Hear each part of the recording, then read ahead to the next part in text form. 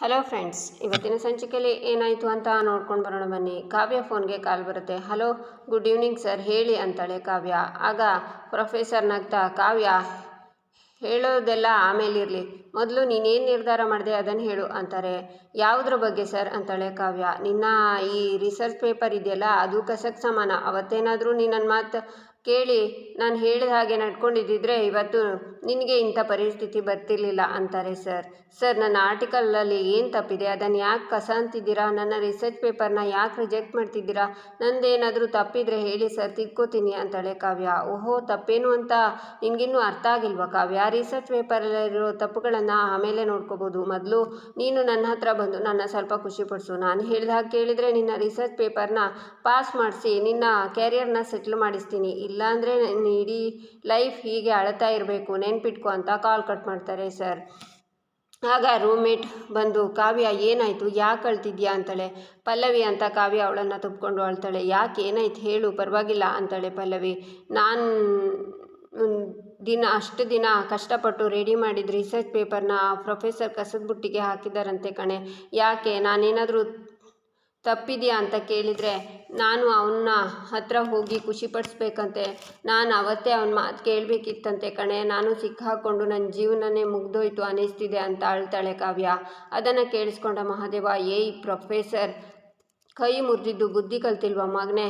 ನೀನು ನನ್ನ ಹೆಂಡತಿ ತಾವನೇ ಮಾತಿನ ಚಪ್ಪಲ ತೀರಿಸ್ಕೊಳ್ಳೋದಕ್ಕೆ ಬರ್ತೀಯಾ? ಇವತ್ತು ನಿನ್ನ ಜನ್ಮ ಜಾಲಾಡ್ಬಿಡ್ತೀನಿ ನನ್ನ ಮಗನೇ, ಬರ್ತೀನಿ ಇರಲ್ಲ, ನಾನು ನಿನ್ನ ಖುಷಿಪಡಿಸ್ತೀನಿ ಅಂತ ಮಹಾದೇವ ಯೋಚನೆ ಮಾಡ್ತಾ. ಇಲ್ಲ, ಆ ಪ್ರೊಫೆಸರ್ ಕೈಕಾಲು ಮುರಿಯೋಕ್ಕೂ ಮುಂಚೆ ಕಣ್ಣೀರು ಹಾಕ್ತಿರೋ ನನ್ನ ಕಾವ್ಯನ ಸಮಾಧಾನ ಮಾಡಬೇಕು, ಅವಳಿಗೆ ಧೈರ್ಯ ತುಂಬಬೇಕು ಅಂತ ಕಾವ್ಯಂಗೆ ಕಾಲ್ ಮಾಡ್ತಾನೆ. ಹಲೋ ಅಂತಾಳೆ ಕಾವ್ಯ. ಹಲೋ ಕಾವ್ಯ, ನೀವು ತುಂಬ ಚಿಂತೆಯಲ್ಲಿದ್ದೀರಾ ಅಂತ ನನಗೆ ಗೊತ್ತು ಅಂತಾನೆ ಮಹಾದೇವ. ನೀವಾ? ನಾನು ನೋವಲ್ಲಿದ್ದೀನಿ ಅಂತ ನಿಮ್ಗೆ ಹೇಗೆ ಗೊತ್ತಾ ಅಂತಾಳೆ ಕಾವ್ಯ. ನಿನ್ನ ಸರ್ ಆಡಿದ ಮಾತುಗಳಿಗೆ ನೀನು ಕಣ್ಣೀರು ಹಾಕ್ತಿದ್ಯಾ ಅಂತ ನನಗೆ ಚೆನ್ನಾಗಿ ಗೊತ್ತು ಕಾವ್ಯ ಅಂತಾನೆ ಮಹಾದೇವ. ಆ ಪ್ರೊಫೆಸರ್ ನನ್ನ ಹತ್ರ ಏನು ಮಾತಾಡಿದ್ರು ಅಂತ ನಿಮ್ಗೆ ಹೇಗೆ ಗೊತ್ತು?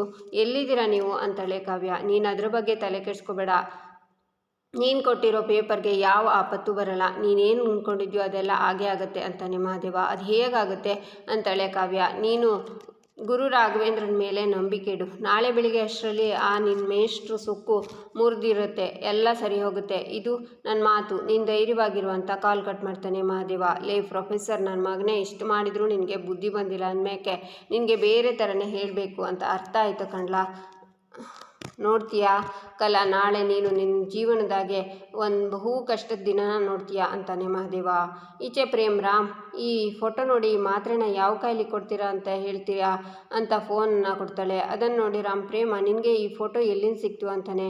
ಅದೆಲ್ಲ ಆಮೇಲೆ ಹೇಳ್ತೀನಿ, ಮೊದಲು ನೀನು ಈ ಮಾತ್ರೆ ಯಾವ ಕಾಯಿಲೆಗೆ ತಗೋತಾರೆ ಅಂತ ಹೇಳು ಅಂತಾಳೆ ಪ್ರೇಮ. ಇದು ಹೈ ಡೋಸೇಜ್ ಮಾತ್ರೆ, ಯಾರು ತಗೊತಿದ್ದಾರೆ ಅಂತಾನೆ ರಾಮ್. ಅದು ನನ್ನ ಗೆಳತಿ ತಾಯಿಗೆ ಹುಷಾರಿಲ್ವಂತೆ, ನೆಗಡಿ ಕೆಮ್ಮು ಇತ್ತು ಅಂತ ಡಾಕ್ಟ್ರ್ ಬರೆದು ಕೊಟ್ಟಿದ್ದಾರೆ. ಆ ಮಾತ್ರೆ ತಗೊಂಡ್ರೆ ಶುರು ಮಾಡಿದಾಗಿನಿಂದ ಅವರ ಆರೋಗ್ಯ ಇನ್ನೂ ಹದಗೆಟ್ಟಿದೆ ಅಂತ ಹೇಳಿದ್ಲು ಅಂತಾಳೆ ಪ್ರೇಮ. ನಿನ್ನ ತಲೆ ನೆಗಡಿ ಕೆಮ್ಮಿಗೆ ಈ ಮಾತ್ರೆ ಬರೆದು ಕೊಡ್ತಾರ ಪ್ರೇಮ? ಇದು ನರಕ್ಕೆ ಸಂಬಂಧಪಟ್ಟಿರೋ ಮಾತ್ರೆ. ಇದನ್ನು ಡೈಲಿ ತಗೊಂಡ್ರೆ ಒಬ್ಬ ನಾರ್ಮಲ್ ಮನುಷ್ಯನ ಹೆಲ್ತ್ ಹಾಳಾಗುತ್ತೆ. ಇದನ್ನು ಡೈಲಿ ತಗೊಂಡ್ರೆ ಈ ಮರಗುಳಿ ಅನ್ನೋ ಕಾಯಿಲೆ ಗೊತ್ತಲ್ವಾ, ಸಮ್ ಟೈಮ್ ಡೆತ್ತು ಕೂಡ ಆಗಬಹುದು ಕಣೆ.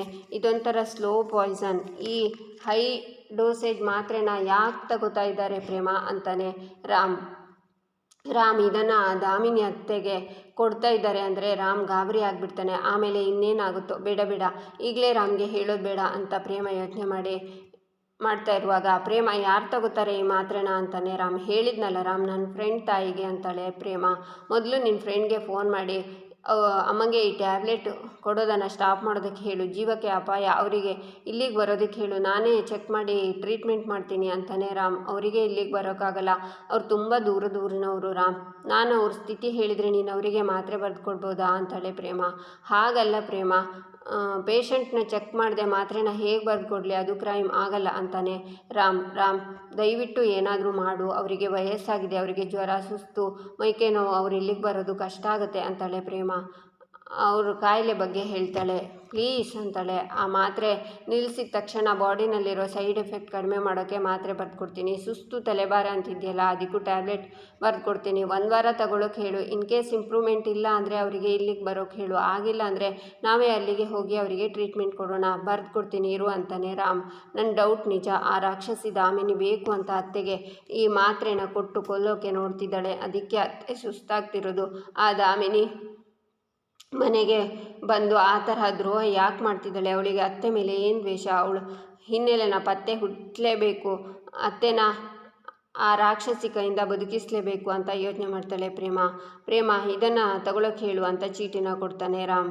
ಈಚೆ ಶ್ರೀನಿವಾಸ್ ಕಂಡುಬಿಟ್ಟು ರೌಡಿ ಹತ್ರ, ತಮ್ಮ ಸ್ವಲ್ಪ ಎದ್ದೇಳೋ ಅಂತಾನೆ. ಲೋ ಮುದುಕ, ಏನೋ ಮಧ್ಯರಾತ್ರಿ ಕಿರಿಕಿರಿ ನಿಂದು ಅಂತಾನೆ. ಅರ್ಜೆಂಟಾಗಿ ಬಾತ್ರೂಮ್ಗೆ ಹೋಗಬೇಕು, ತಡ್ಕೊಳಕ್ಕಾಗ್ತಿಲ್ಲ ಕಣೋ ಅಂತಾರೆ ಶ್ರೀನಿವಾಸ್. ಬೇಗ ಹೋಗ್ಬಿಟ್ಟು ಬಾ ಅಂತಾನೆ ರೌಡಿ. ಆಗ ಶ್ರೀನಿವಾಸ್ ನಿಂತ್ಕೋತಾರೆ. ನಿನ್ನೆಯಿಂದ ಒಂದು ತುತ್ತು ಊಟ ಮಾಡಿಲ್ಲ, ನೀರು ಕುಡ್ದಿಲ್ಲ, ಅದು ಹೆಂಗೆ ಬಾತ್ರೂಮಿಗೆ ಹೋಗಬೇಕು ಅಂತಾನೆ ರೌಡಿ.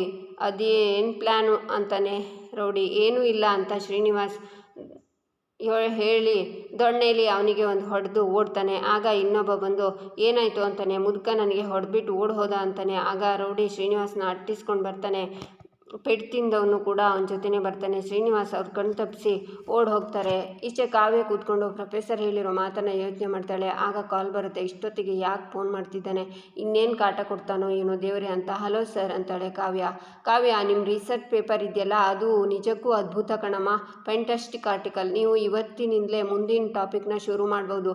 ಅಷ್ಟೇ ಅಲ್ಲ ಕಣಮ್ಮ, ನಿನ್ನೆ ರಾತ್ರಿ ನಿನ್ನ ಜೊತೆ ಆಡಿದ ಮಾತಿಗೆ ನಡ್ಕೊಂಡ ರೀತಿಗೆ ದಯವಿಟ್ಟು ಕ್ಷಮಿಸ್ಬಿಡಮ್ಮ ಅಂತ ಕಾಲ್ ಕಟ್ ಮಾಡ್ತಾರೆ. ಈಚೆ ಮಹಾದೇವ